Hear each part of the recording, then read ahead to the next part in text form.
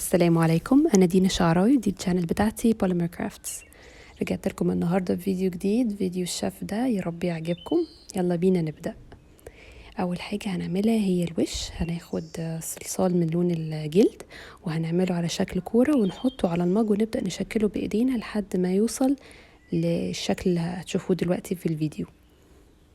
خلوا بالكم ان انا مسرعه الفيديو ومختصره فيه خطوات كتير، لكن تشكيل الوش بياخد وقت، فعادي ان انتوا تفضلوا تشيلوا وتحطوا وتجربوا وتعيدوا من اول تاني، عادي، دي حاجه طبيعيه جدا. دلوقتي احنا هنعمل الجزء بتاع العين، لا سوري، انا هعمل الرقبه. المفروض ان احنا نحط الرقبه الاول، انا نسيت احطها، فهشيل الوش وهحط الرقبه عشان بس ايه تبقى لزقت في الوش من الظهر،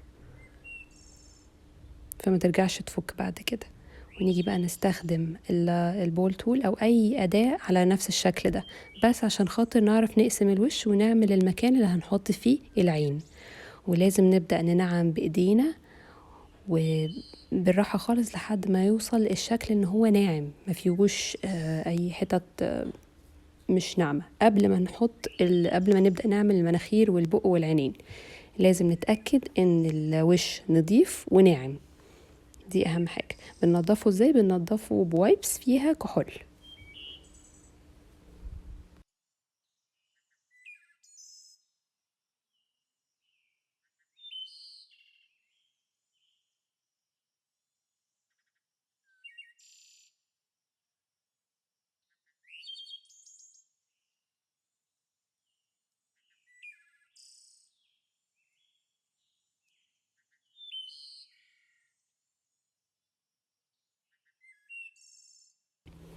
ناخد بقى ادوات التنعيم بتاعتنا ونبدأ نعمل اول حاجة هي المناخير. انا بحب اعمل المناخير الاول علشان خاطر ابدأ اعرف بالظبط هيبقى مكان العينين فين ومكان البق فين.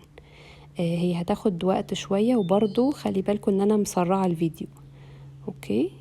انا هي دي الاداة اللي استخدمتها بس عشان اعمل المناخير، وعادة هي دي اكتر اداة بستخدمها في ادوات التنعيم.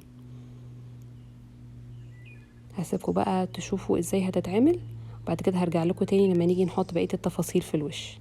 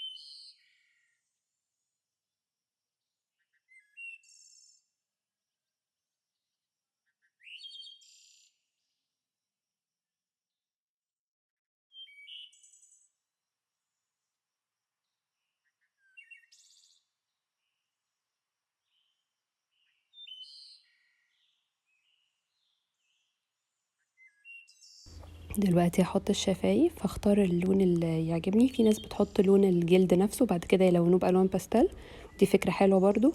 انا هنا النهاردة عملت بس استخدمت لون اللي هو اسمه بيتش من بروتو، وعملت بيه البق. شايفين شكل الشفايف انا عاملاه ازاي؟ هي بتبقى عاملة كده في الاول، وبعد كده نحطها ونبدأ نشكلها في الوش. انا حاولت اقرب لكم على قد ما اقدر علشان خاطر تشوفوا التفاصيل معمولة ازاي. كل ما نغلط كل ما نمسح مكان الغلط اللي احنا عملناه، ما نسيبش الدنيا ملخبطه وبعدين نقول هنصلح في الاخر. مش هنعرف نصلح حاجه في الاخر، لازم واحده واحده كل غلطه نقعد نصلحها.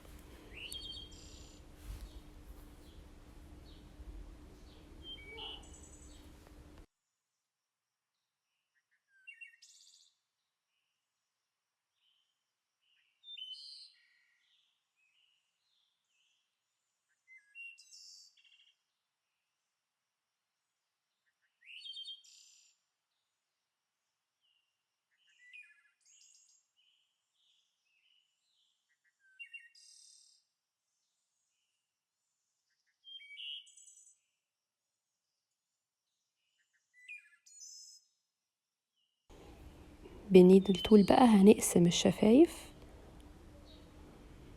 ونرجع تاني بالادوات بتاعتنا، ادوات التنعيم، نرجع نشكل الشفايف تاني.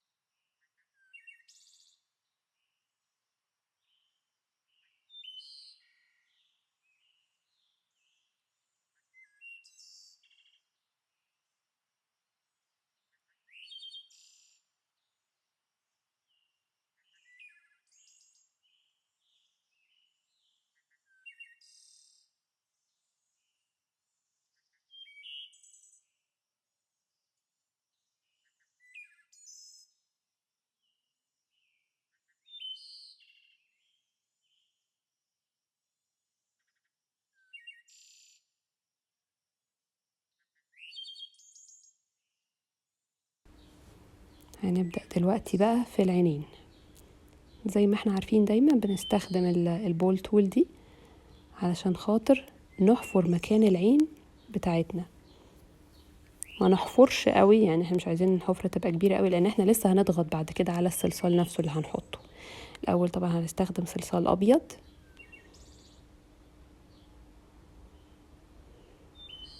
وهنحطه في الناحيتين ونبططه بالراحة بالبول تول. بس المهم ان هو ياخد شكل دايرة، او يعني شكل الدايرة، الحفرة اللي انا عاملاها في مكان العين يملاها كويس، وطبعا لازم يبقوا قد بعض بالظبط. وبعد كده انا خدت لون اسود، هيبقوا كورتين صغيرين اصغر من لونهم ابيض. انا بحب دايما احط اللون الاسود ده يبقى متجه اكتر ناحية العين من فوق، مش في النص بالظبط، يعني يبقى كأنه موجود في الناحية اللي فوق خالص في العين عشان يديها شكل طبيعي اكتر. وبعدين هنحط اللون العين نفسها. انا هنا اللون البنوتة دي هخليه بني، ده كده كان بالطلب، يعني انا اللي طلب مني كان ان هو يبقى شبه هتبقى صاحبة المج يعني. وبعدين نحط النني لون اسود صغير،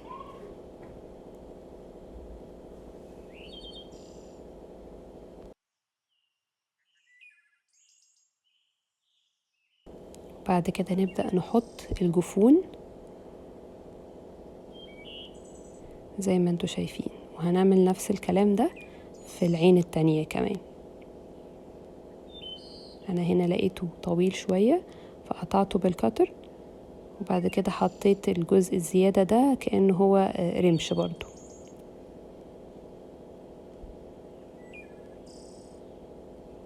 وهنعمل نفس الكلام في الناحية التانية زي ما قلت لكم.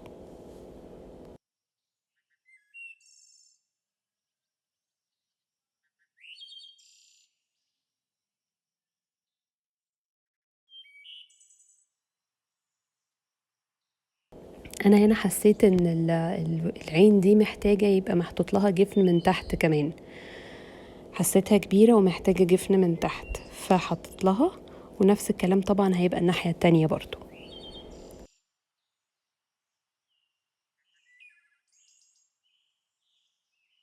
وما ننساش نحط النقطة البيضة علشان تبقى تدي العينين شكل طبيعي اكتر. النقطة البيضاء دي المفروض ان هي انعكاس النور على العين، وزي ما قلت لكم قبل كده لازم تبقى في نفس المكان. يعني لو احنا حاطينها على اليمين يبقى في العينتين تبقى على اليمين، مش عين يمين وعين شمال، عشان ما تديش شكل غريب للعين.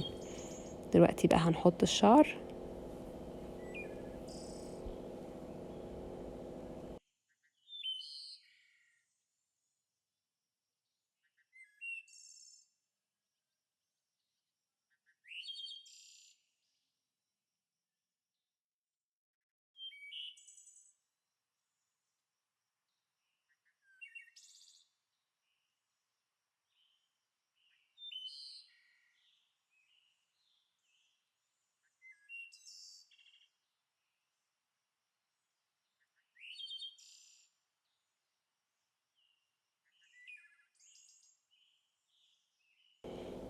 هنا انا خدت النيدل تول وقعدت اعمل بيها خطوط في الحواجب عشان اديها شكل طبيعي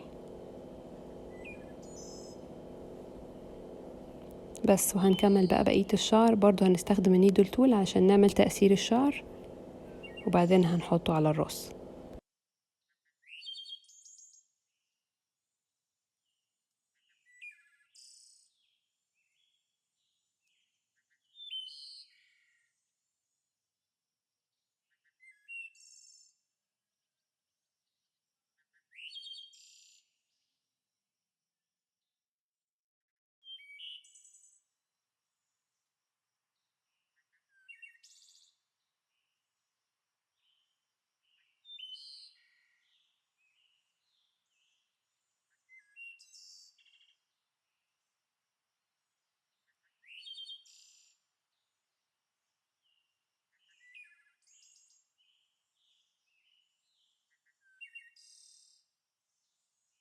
نبدأ بقى في الطاقية بتاعة الشيف،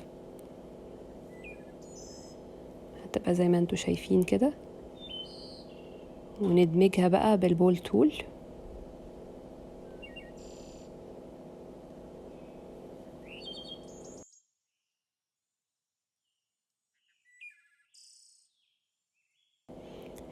انا قطعت الوش عشان حسيت ان هو طويل زيادة وما كان شكله عاجبني، فقطعته بالكتر من هنا ومن هنا. وطبعا الرقبة اتشالت، فهضطر ان انا اركب رقبة تاني دلوقتي بس. وهناخد بقى اي لون مش هيبان، لان احنا لسه هنحط اللون الابيض على الجسم علشان خاطر يبقى هو ده اللبس بتاعها. فانا هنا الحشو ده بيبقى اي لون مش مشكلة. ده كده كان الوان ساد زيادة عندي، خلطتهم مع بعض وعملوا لي اللون ده. هنقص بقى بالكتر الزيادات، ونعمل حساب ان احنا بنعمل الجسم من غير الدراع، فما يبقاش عريض قوي. يعني لازم الجسم يبقى رفيع عشان نسيب مكان للدراع ان احنا نحطه.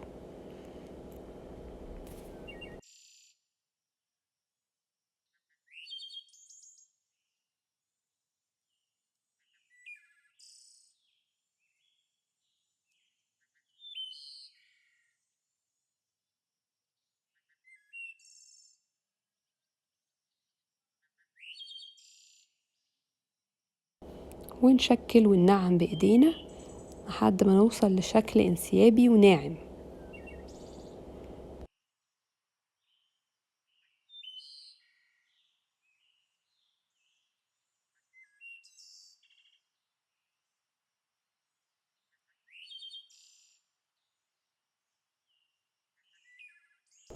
بدأت الأول بالكولا بتاعتها،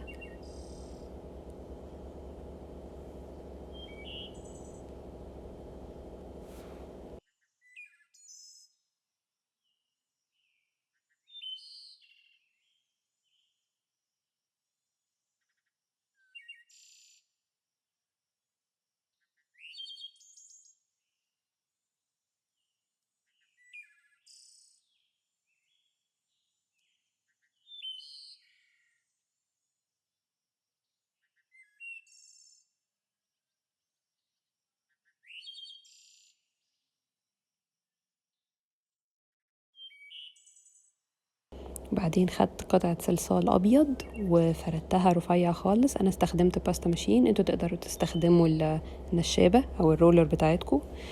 المهم يبقى مش رفيع قوي وما يتقطعش، بحيث انه ما يتقطعش منكم، وكمان ما يبقاش سميك عشان نعرف نشكله براحتنا.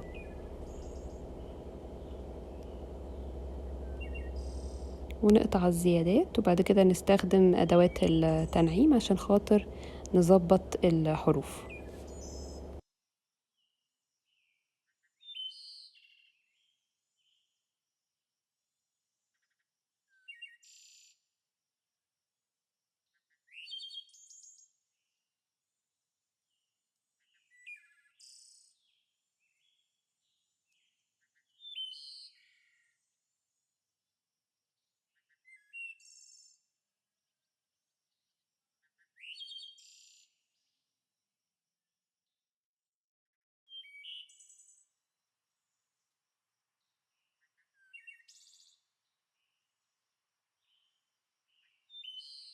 ومن الناحية التانية كمان هنعمل نفس الكلام بالظبط.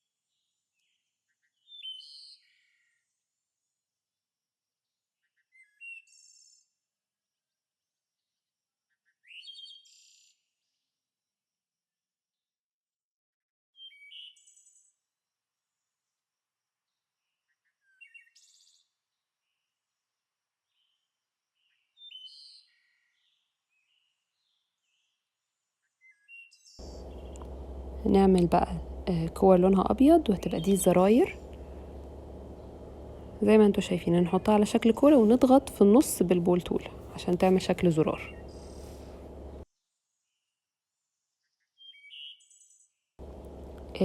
انا بعمل دلوقتي شكل الحلة اللي هي هتبقى ماسكاها.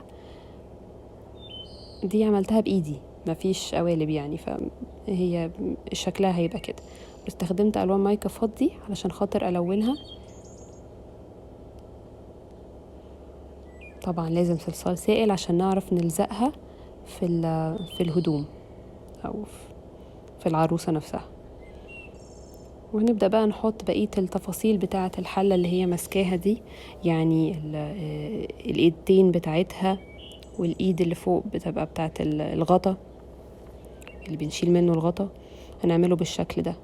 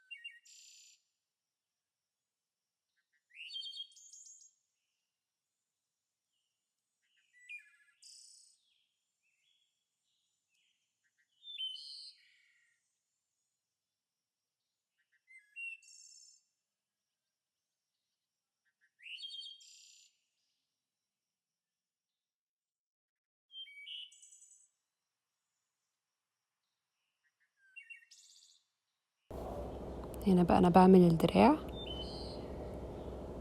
اللي هيبقى ماسك الحلة.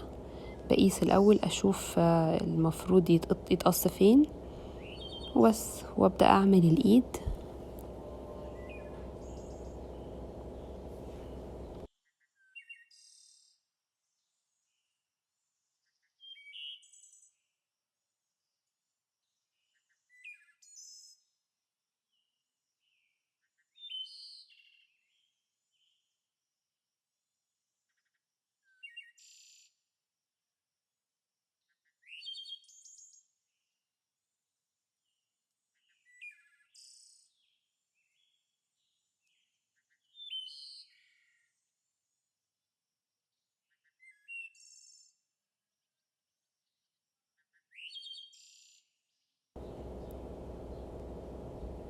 ونكمل بقية التفاصيل بتاعة الكم. الحتة دي بتبقى معمولة مخصوص عشان تداري المكان اللي ما بين الايد وما بين الكم.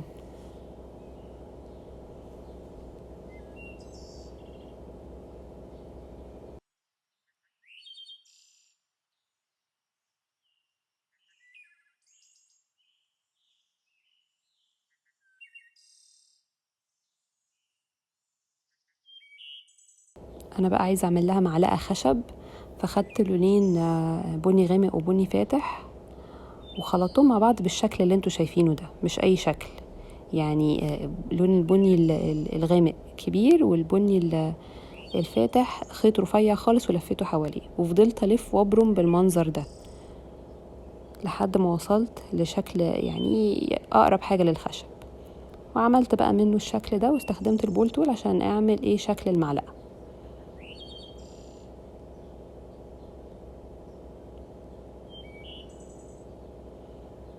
هنعمل بقى الدراع التاني. طبعا مش عايزة اقول لكم قد ايه متعب اللون الابيض في تنظيفه، اكيد انتوا عارفين.